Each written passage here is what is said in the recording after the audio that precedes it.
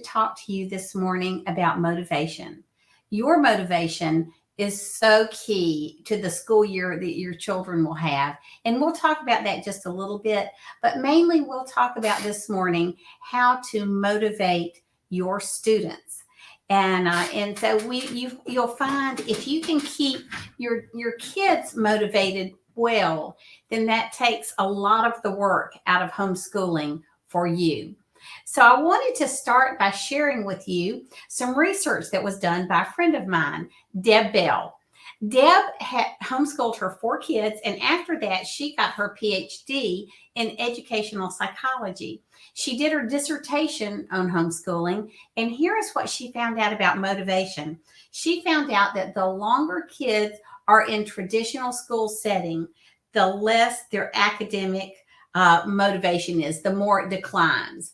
However, she found for every year kids are homeschooled, their motivation and interest in learning increases. So there's something in homeschooling itself intrinsically that is motivating for your children. And I think that's so exciting to hear.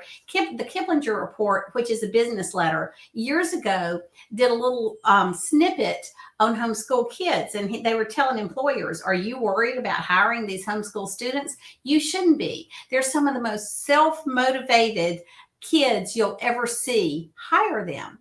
And so it's encouraging for us to see that just by the fact that we're homeschooling our kids, they are learning from us. The Bible talks a lot about motivation, using that word sometimes, not other times. But I love this verse from Ezra 1:5. So the family leaders of Judah and Benjamin, along with the priests and Levites, everyone God had motivated, prepared to go up and rebuild the Lord's house in Jerusalem. So we just need to pray for our children and for us that God will motivate us to be a part of this kingdom building work called homeschooling. The Israelites were going up to rebuild the wall in Jerusalem and to rebuild the temple. That was kingdom building work. And what we're doing also is preparing our children to know Christ and serve him in the culture and to serve their neighbors. So we can pray with assurance that God wants to answer us, that he will motivate our children and that he will motivate us. So I want to tell you a little bit about one of the greatest lessons I learned in motivation. So Joe and I began homeschooling. Most of you probably know my story. In 1984, I was threatened with jail. And so in the process of working to establish good laws in South Carolina, which involved 8 years of lobbying, legislative campaigns, and lawsuits. And so finally, we started an organization called the South Carolina Association of Independent Homeschools that was named in law as an organization for legal support and educational support, just support for homeschooling moms, which is what we're all about. And so then a couple of years later, I had some mothers come to me and ask me to start a co-op, to which I said no. I didn't know what a co-op was. This was before the days of so many co-ops. And I said no. So they wouldn't take no for an answer. We started a co-op that our grandkids are a part of now. So the generational aspect of homeschooling is key and fabulous and wonderful. But in this co-op, I ended up teaching a public speaking class. And in one of the classes, I had like 30 or 40 National Geographic maps someone had given me. And there were these maps that were huge, 4 by 6 and 5 by 7 feet. And we used them as a speaking prompt. I had this one class of like a dozen 10 to 15-year-old boys. So they were totally uninhibited. And at the end of the session, we, after using these maps for our prompts for the day, I tried to fold them up. I have no spatial relationship skills. And as I'm folding them, it's taking me forever. And they're turning out about this thick. So one of the 13-year-old boys, Shane, came and visited me. And he said, Miss Tyler, give me those maps. I can fold them up. And so as he's folding up, he folds up those 30 or 40 maps in nothing flat. And they were thin and sleek. And I said, Shane, honey, how did you do that? And he looked at me. He rolled his eyes so sweetly at me. I couldn't even fuss at him. He said, Miss Tyler, you got to fold them the way they're bent. And so at the time, I was doing a Bible study by Chuck Swindoll, and he was teaching on this verse, teach a youth about the way he should go. Excuse me. Even when he is old, he will not depart from it. And Swindoll said this about that verse. We might paraphrase the verse to read, adapt the training of your children so that it is in keeping with the individual gifts and bents of your children, the God-given characteristics built into them at birth. When maturity comes, they will not leave the training they have received. And so I think one of the greatest motivators for our children will be if we study them and learn the bents, learn the ways God made them. Because if we do that, if we love them enough to study them, it's amazing how that will affect their motivation and their homeschool experience. Let me just give you an example of this. So my oldest child, when we started homeschooling, he was, and he still is today, an auditory kinesthetic learner. That means he learns by talking and doing. At the time, I didn't know that. And the first year we homeschooled, I had to use a curriculum. It was a crazy state law at the time that was not suited for Ty at all. And every day it would start off with instructions like, have your children put their feet on their floor, their hands on their desk, look you in the eye. And that was not Ty. He wanted to talk to me about everything. When he was listening, he was playing with his little mini cars or coloring. But he was always engaged. But I read these directions every morning, and it was really killing me. I was so guilt-ridden. So I remember just telling the Lord that, I couldn't do this anymore if I couldn't do it right.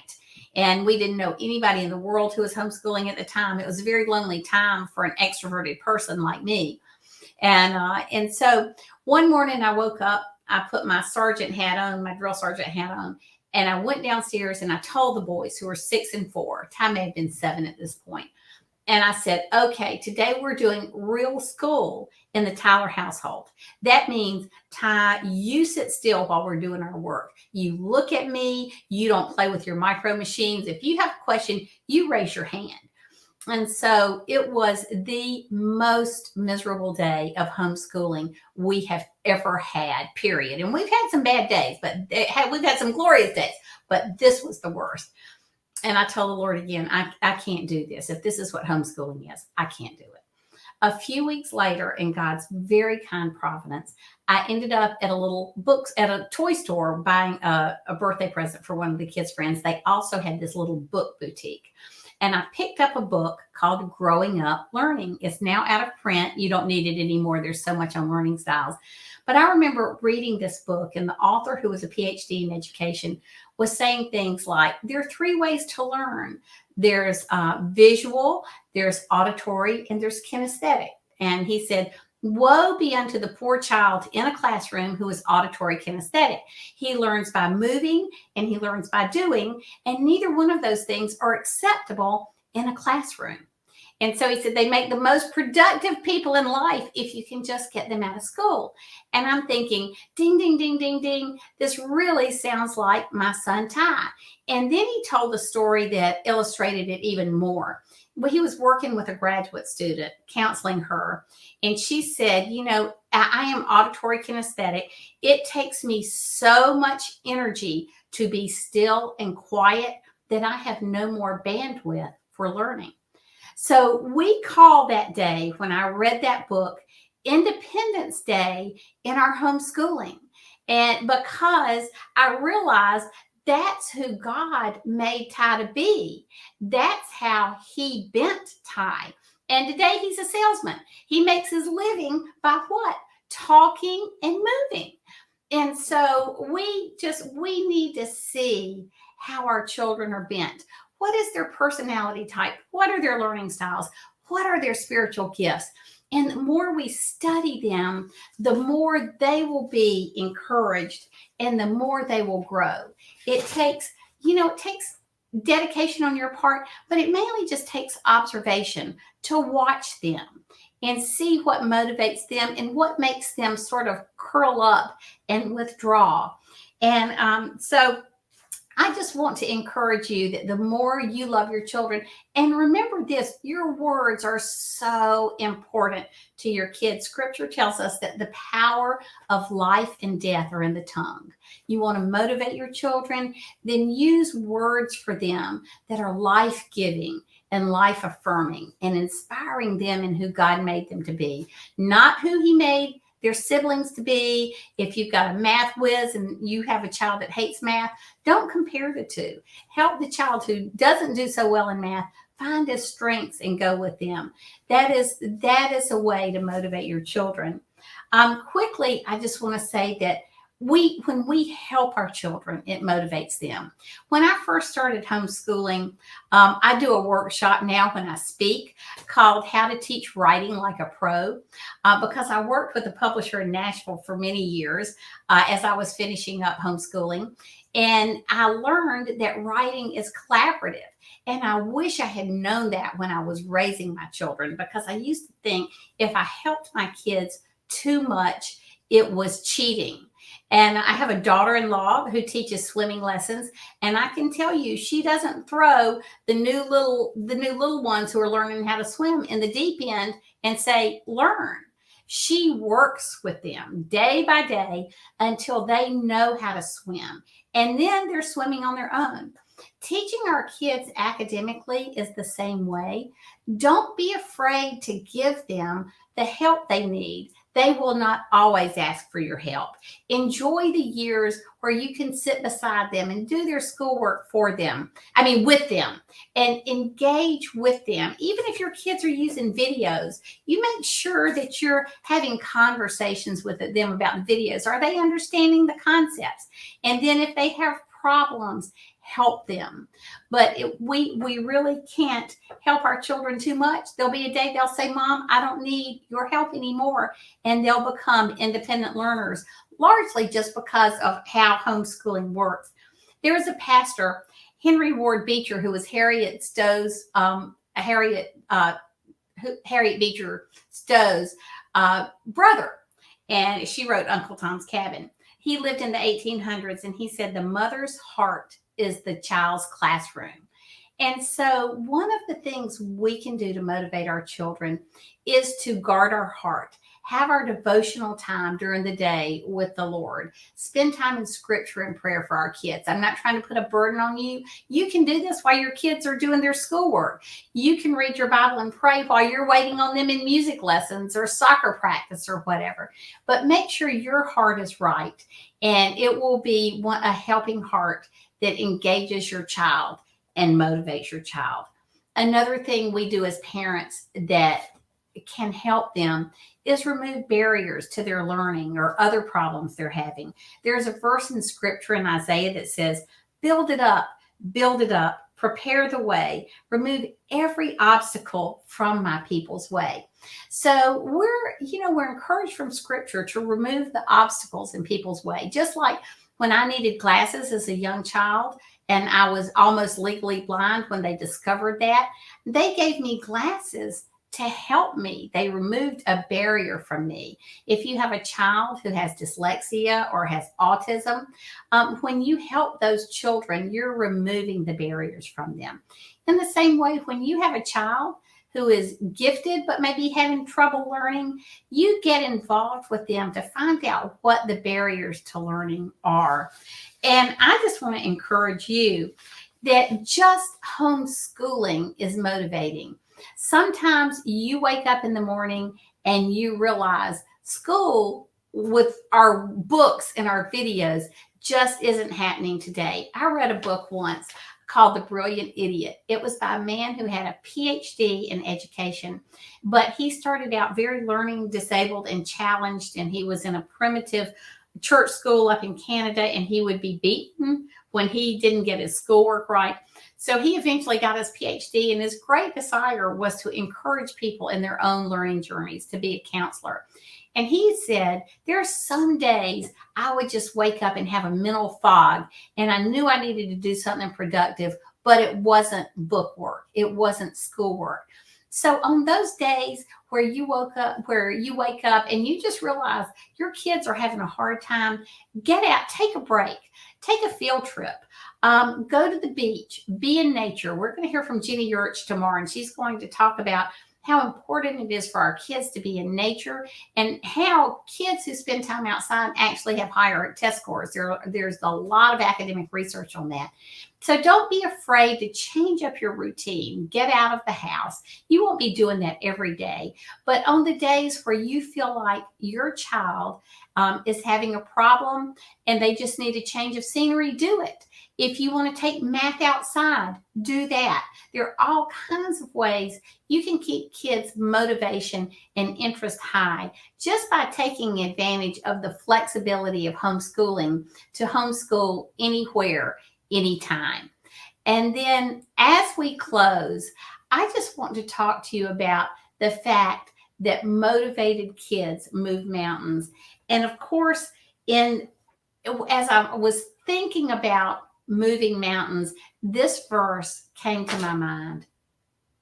It's Matthew 17:19-20. Then the disciples approached Jesus privately and said, "Why couldn't we drive it out?" He was speaking of demons. "Because of your little faith," he told them. "For I assure you, if you have faith the size of a mustard seed, you will tell this mountain, 'Move from here to there,' and it will move. Nothing will be impossible for you." So I just want to tell you that if you have children that you have loved and you've studied them, they know their strengths and weaknesses. You've helped them when they needed help. You've removed barriers out of their life that they couldn't remove themselves. You've paid attention to their motivation. You've switched things up when they needed it in terms of schedule. One motivating thing can be just to schedule a service project one day a week. Service is very motivating because it is more blessed to give than to receive. But if you do all of these things, you're going to have children who want to learn, want to be engaged. And as you are also, as you homeschool, you're encouraging their faith. There's two types of education: education that inspires a child's faith and education that kills a child's faith. So you are nurturing your children's faith, and they will have the faith to move mountains. And you're encouraging them. They're growing spiritually. So with their faith intact, they're going to see a lot of mountains, figuratively speaking, in this world that need to be moved. A lot of cultural mountains, a lot of mountains and barriers in other people's lives, a lot of problems that need to be solved. And if your child knows God, is walking with God, knows his or her strengths, and they can listen to the Lord and the Holy Spirit in their life and see the problems that God wants them to interact with. And then as they move out into the world in faith, God will show them where he wants them working, and he will be their helper and help them move those mountains, minister to people, be successful in their work, serve their neighbors, glorify God in the culture, and in the process, really please the Lord with their own lives. So I just want to thank you for being with me today. Motivation is so important. I want you to know that here at Homeworks by Precept and BJU Press Homeschool, we are praying for you. We are praying that you will have a school year that is filled with joy and light and learning and motivation. And when you hit those problems and those barriers, that you will persevere in loving your child, persevere in loving Jesus and spending time in the Word.